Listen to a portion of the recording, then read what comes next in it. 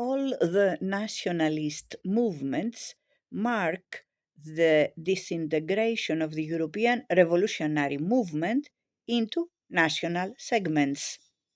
Doubtless, each of these segments had much the same political program, strategy, and tactics as the others, and even much the same flag, almost invariably a tricolor of some kind.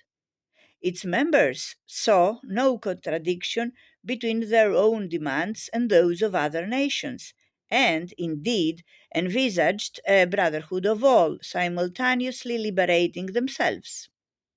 On the other hand, it now tended to justify its primary concern with its own nation by adopting the role of a messiah for all.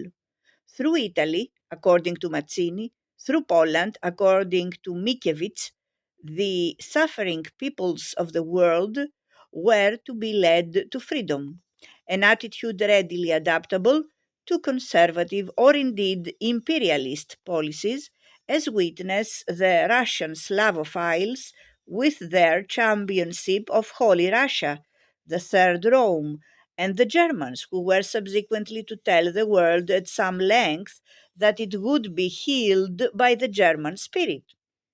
Admittedly, this ambiguity of nationalism went back to the French Revolution, but in those days there had been only one great and revolutionary nation, and it made sense, as indeed it still did, to regard it as the headquarters of all revolutions and the necessary prime mover in the liberation of the world.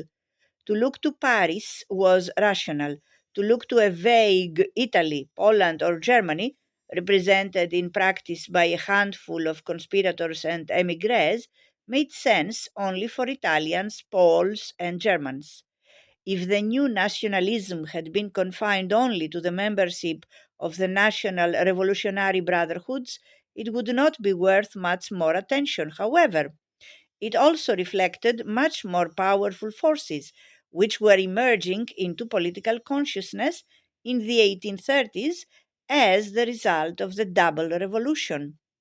The most immediately powerful of these were the discontent of the lesser landowners or gentry and the emergence of a national middle and even lower middle class in numerous countries, the spokesmen for both being largely professional intellectuals.